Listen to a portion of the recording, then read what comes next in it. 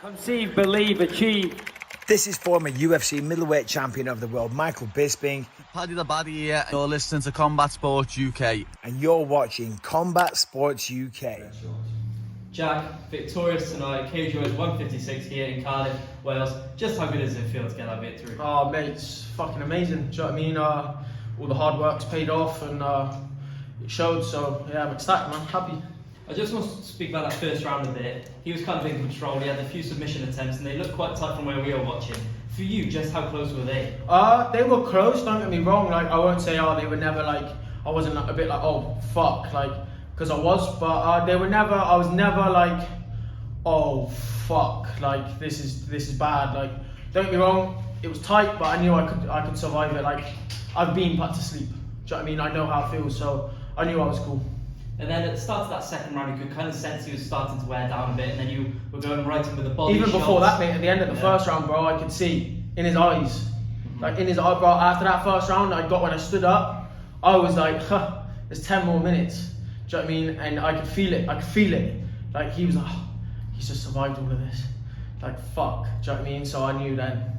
I mean, I feel like you could go another 10 minutes, another 10 hours. Mate, I trained my ass off, do you know what I mean? Like, we trained for an hour and a half, 2 hours. Like, I was speaking to Darren Stewart before this, and he's like, bro, our warm-ups are longer than the fight. Do you know what I mean? Like, it's 15 minutes. Like, you could always fight 15 minutes. We train for an hour and a half, 2 hours. Like, it's 15 minutes. Sometimes you build it up so much, you're like, oh, but it's 15 minutes. Like, I know I've got 15, 25 minutes in me. Like, I can push, and it's all up here for me. Like, do you know what I mean? For anyone, really. So, I mean, the beginning of the end of that fight for your opponent was really the body shots. You absolutely hit him in there.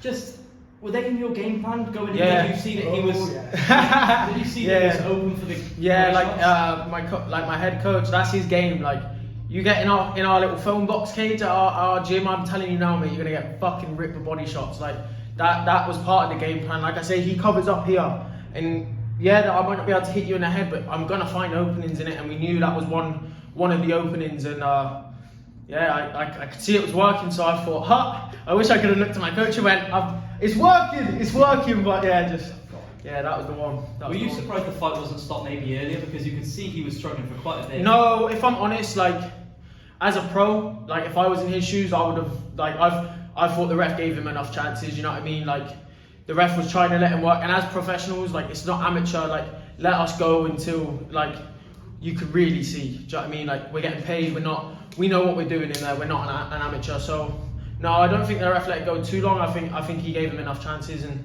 it was a good finish in my opinion. I mean, your opponent was Sure MMA tonight. They're obviously from just up the road from here in Cardiff. Did you, in the walkout, I know he had a lot of fans, I mean, it was absolutely vibrant for him, but you also had your fans. I mean, when it was stopped, the crowd went absolutely ballistic. Just how motivating is it to look out, even though you're in your opponent's home back garden? Just how good did it feel to that? I felt amazing, man. I'm lucky. I've got a lot of loyal friends, family. I don't call them supporters because they don't just support me. Like, they are actually my friends and my family and my people. So like, they're loyal to me and I'm loyal to them, and they follow me and I'll follow them. Do you know what I mean? We all have each other's backs, and they will go anywhere. Like I said, like, this could be fucking outside in KFC car park, mate. Do you know what I mean? We're all still turning up and be there. So. That's that 4-2 for you now. What does the rest of 2023 look like? One more in there for sure. November 25th, Newcastle. Ian, you already know. Yeah, man. So yeah, one more. Just a little bit of a break, rest up, let this heal, let the body heal a little bit, and then November 25th, man, I'll be ready for that. And finally, is there anything you'd like to give a shout out to tonight? Big shout out just to my teams, my friends, my family, my sponsors, my nutritionists, everyone, man. You all, like, there's too many people just to start fucking naming off. But you all know who you are, and without you, like, this wouldn't be possible. I wouldn't be able to chase my dreams, and to have all of you behind me, man, like, it means the world, and I appreciate it. So let's keep it rolling, man. One more this year, let's get it. Well, there we are, Jack. Congratulations you, for the victory at Cage Warriors 156. My man. Congratulations, and enjoy your Thank you, brother. night tonight. Let's get the zoots, man.